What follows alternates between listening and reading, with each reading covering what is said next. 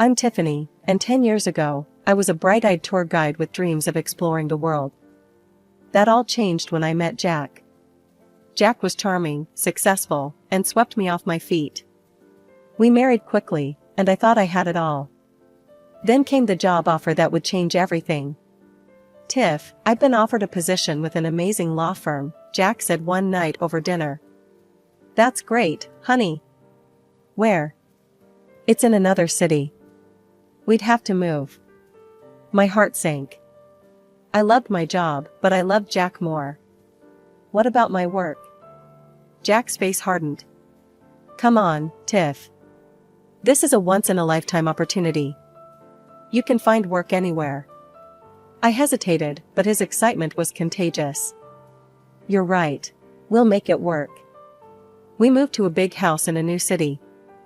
At first, it was exciting. But as the boxes were unpacked, so was a new version of Jack I'd never seen before. "The house is a mess," he snapped one day, looking around our half-unpacked living room.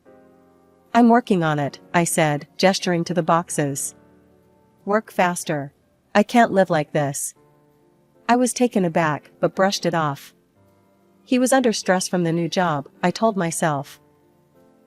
Weeks passed, and I struggled to find work. "Maybe I should look for a tour guide position here," I suggested one evening. Jack laughed. "Don't be ridiculous. You need to focus on the house.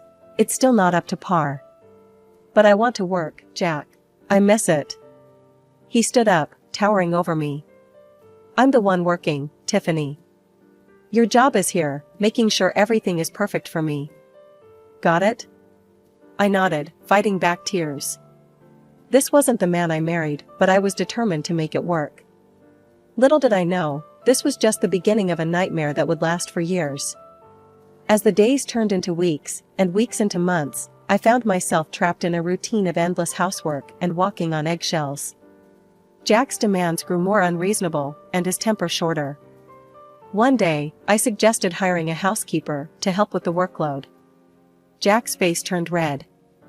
"Are you kidding me? You want to waste my hard-earned money on something you should be doing?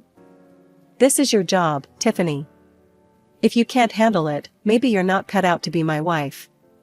His words stung, but I swallowed my pride. "You're right, I'm sorry. I'll try harder." And try harder I did. I threw myself into being the perfect housewife, hoping it would bring back the man I fell in love with.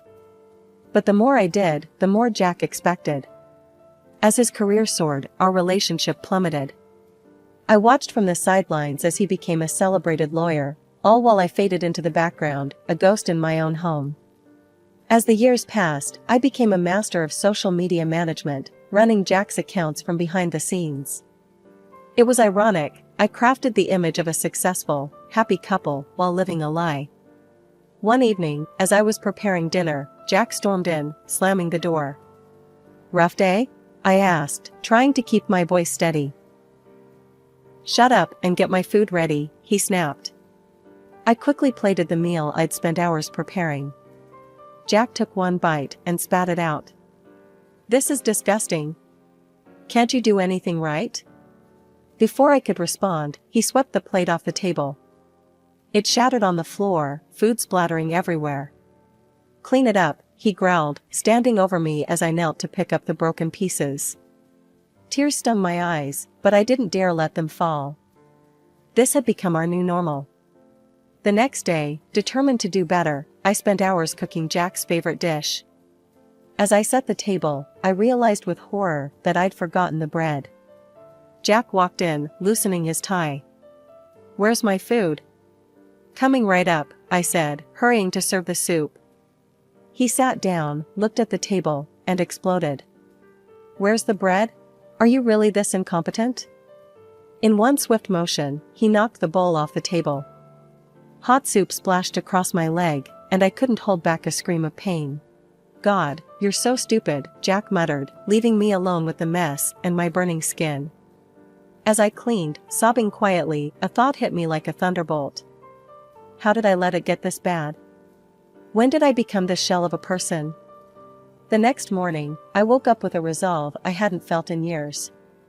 I couldn't live like this anymore. Jack, I said as he was about to leave for work, I can't do this anymore. I want a divorce. He turned slowly, a cruel smile spreading across his face. A divorce? You? He laughed, a sound that sent chills down my spine. Listen carefully, Tiffany. If you leave me, I'll destroy you. You'll have nothing, no money, no reputation, nothing. You'll end up on the streets with the other worthless people. My breath caught in my throat. I'd seen the homeless in our city, their desperate faces haunting me. Could that really be my fate? Face it, Jack continued, you're nothing without me. Remember that.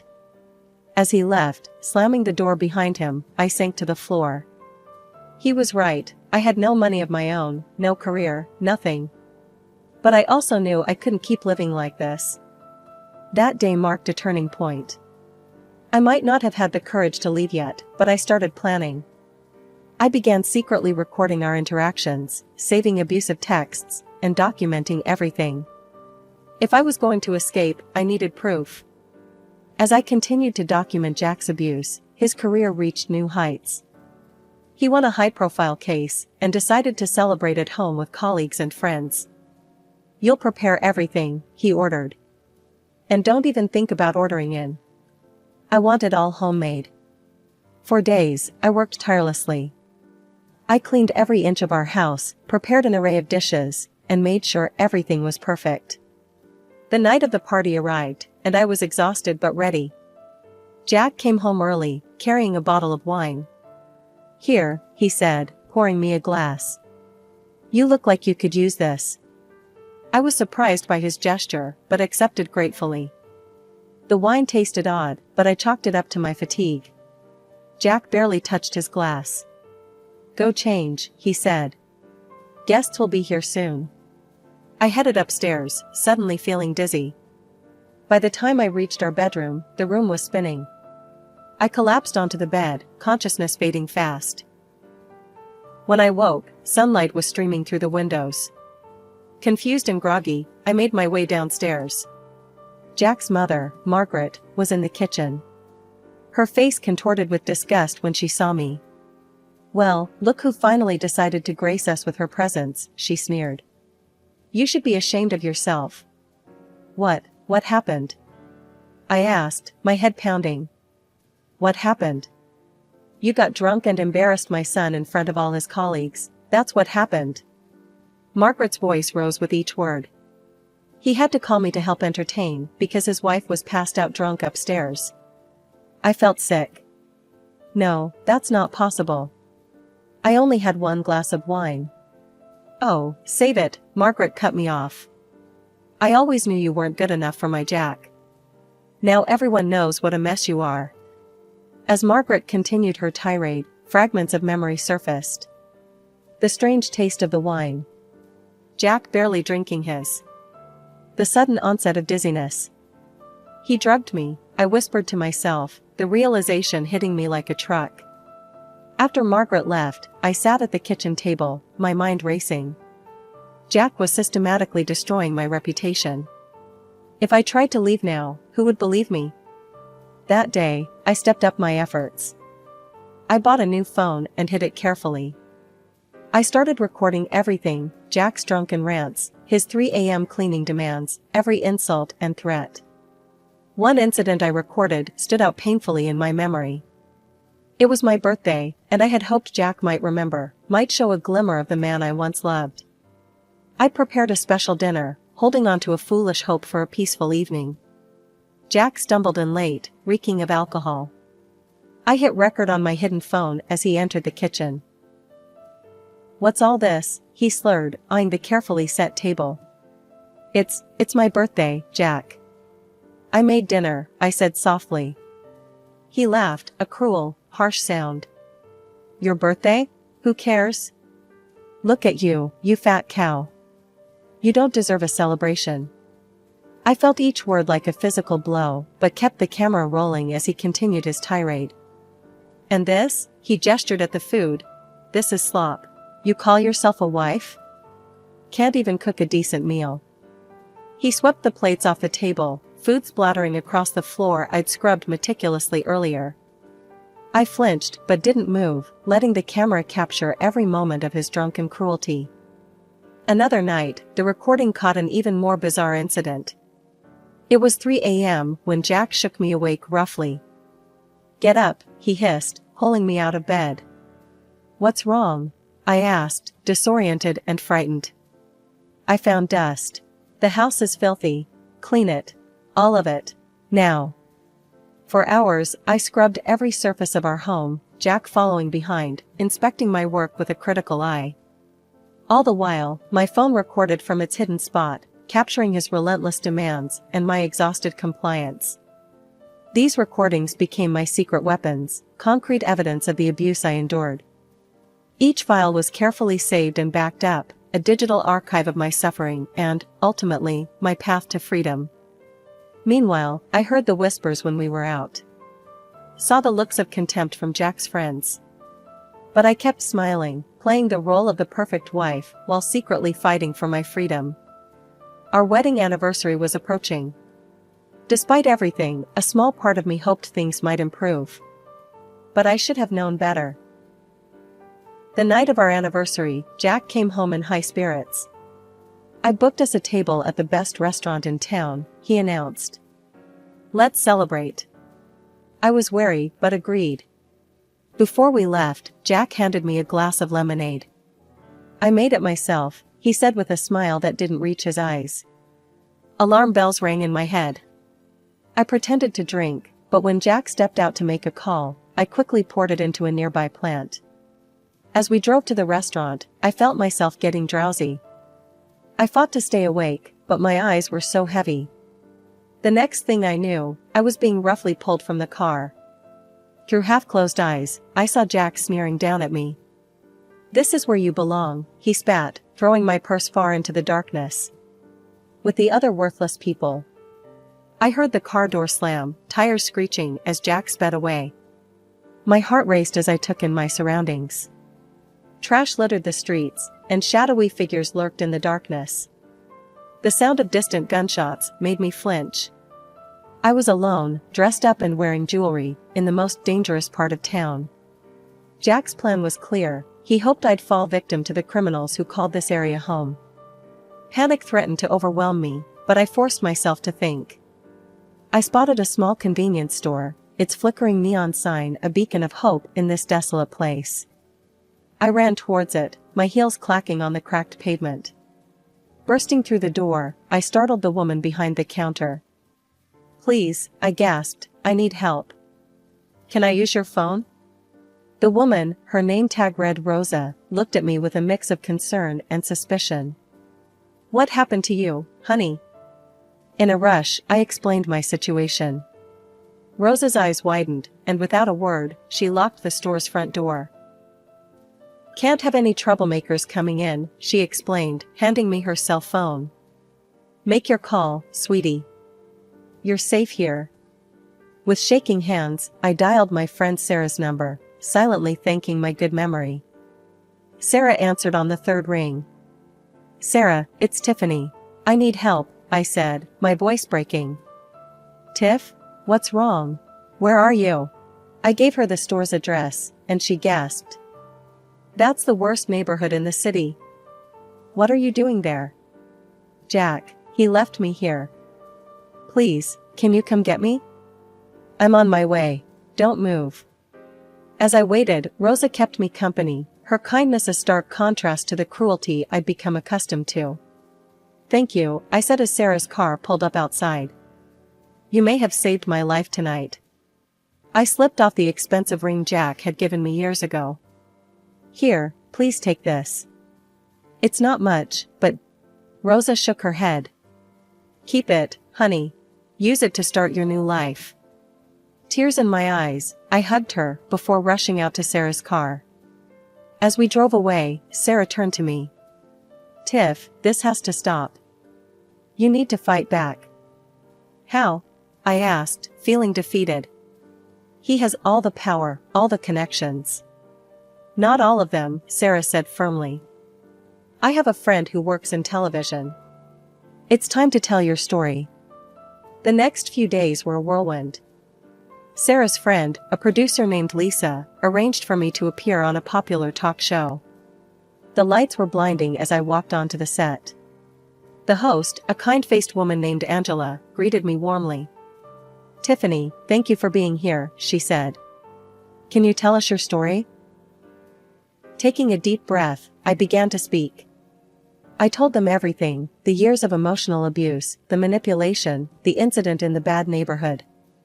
As I spoke, I saw the shock and sympathy on the audience's faces. "Why are you coming forward now?" Angela asked. "Because I can't be silent anymore," I replied, my voice stronger than I'd ever heard it. "There are so many women out there suffering in silence, thinking they're alone. I want them to know they're not." As the show ended, my phone exploded with notifications. My story had struck a chord, and people were rallying behind me. But amidst the supportive messages, one text made my blood run cold. It was from Jack. "You'll regret this, you lying scum. I'll destroy you." I showed the message to Sarah, my hands shaking. "Don't worry," she said, a determined glint in her eye. "He just made his biggest mistake. We've got him now." As we left the studio, I realized this was just the beginning.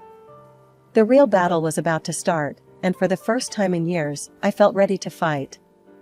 The days following my TV appearance were a blur of activity. My phone rang constantly with calls from journalists, lawyers, and women's rights advocates. Jack's threats continued, but each one only strengthened my resolve. One morning, I received a call from a number I didn't recognize. "Is this Tiffany?" a woman's voice asked when I answered. "Yes, who's this?" "My name is Amanda Reeves. I'm a lawyer, and I'd like to help you with your case." I hesitated. "I appreciate the offer, but I can't afford a lawyer." "You misunderstand," Amanda said. "My firm wants to take your case pro bono. We've been looking for a way to take down Jack Peterson for years. Your story could be the key." It turned out that Jack had made many enemies over the years. Amanda's firm represented several clients who had lost cases to him, some under suspicious circumstances. They saw my case as an opportunity to not only help me, but to expose Jack's unethical practices. I met with Amanda and her team the next day. As I shared my evidence, the recordings, the text messages, everything, their eyes widened. "This is gold," Amanda said, reviewing the files. "With this, we can not only win your divorce case, but potentially get Jack disbarred." The divorce proceedings began, and Jack came out swinging.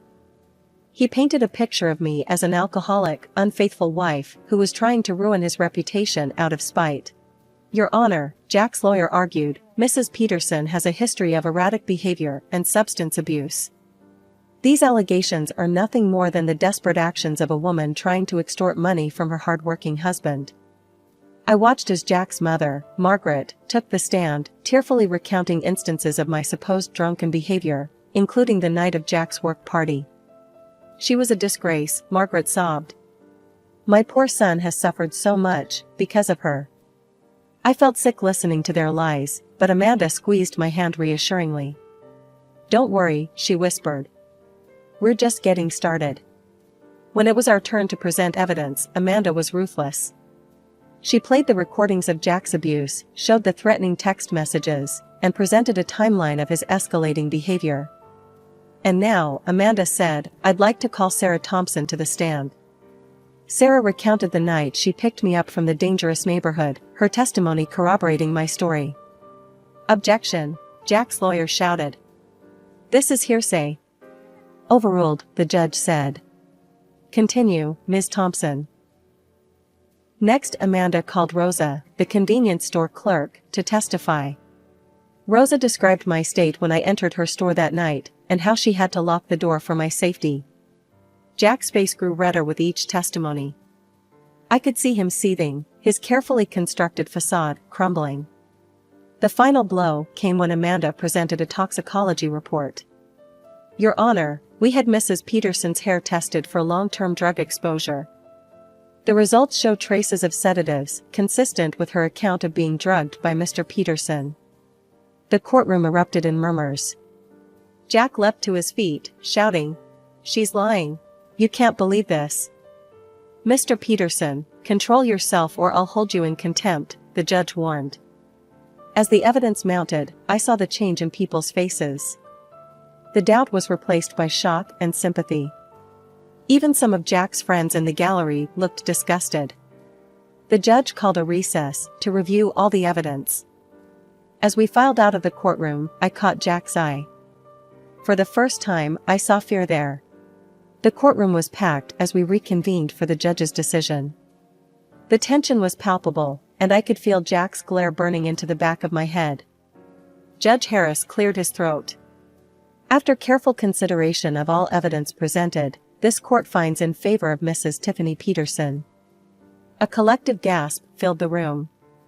I sat there, stunned, as the judge continued. "Mr. Jack Peterson is hereby ordered to pay alimony, surrender 50% of all joint property, and provide financial compensation for emotional damages. Furthermore, Mr. Peterson will cover all legal costs associated with this case." Jack exploded. "This is outrageous. I'll appeal. You can't do this to me." "Mr. Peterson," the judge's voice boomed, "I suggest you control yourself. Given the evidence presented, you should consider yourself lucky that criminal charges haven't been filed." As Jack was forcibly calmed by his lawyer, the judge turned to me. "Mrs. Peterson, this court is imposing a restraining order against Mr. Peterson. He is not to approach you or contact you through any means. Do you understand?" I nodded, tears of relief streaming down my face. The next few weeks were a whirlwind. I moved out of the house I had once considered a prison, into a small but cozy apartment. For the first time in years, I felt like I could breathe. But Jack wasn't done.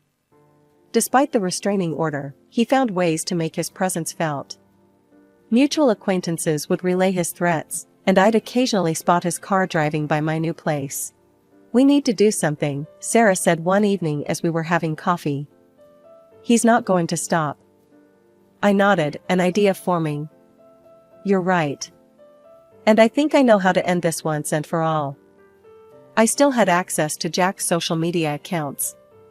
He'd been too arrogant to change the passwords, probably assuming I wouldn't dare touch them. It was time to use that against him. Over the next few days, I meticulously documented our entire divorce process on his accounts. I shared court transcripts, audio clips, and my own story. The response was overwhelming. Jack's carefully crafted public image crumbled overnight. His firm, unwilling to be associated with the scandal, asked for his resignation. Clients dropped him in droves. When Jack realized what was happening, he went ballistic. He showed up at my apartment, pounding on the door. "You scum," he screamed. "I'll kill you for this." I called the police, and they arrived quickly. Jack was arrested for violating the restraining order, his threats caught on my phone's voice recorder. As they led him away, I saw the man I had once loved, now a shell of himself, broken by his own cruelty and arrogance. In the following months, I heard through the grapevine that Jack had moved to another state, trying to rebuild his career. But his reputation followed him, and he struggled to find work. As for me, I was rebuilding too, but in a much different way. The publicity from the case led to an opportunity one never expected. A local charity that helped women escape abusive relationships reached out to me. "We'd like you to come work with us," the director said. "Your experience could help so many women." I accepted without hesitation. For the first time in years, I felt like I had a purpose. I was using my pain to help others, and in doing so, I was healing myself. 1 year after the trial, I stood in front of a room full of women, all survivors like me. As I shared my story, I saw hope rekindling in their eyes. "Remember," I told them, "you are stronger than you know. Your story matters. And you are not alone."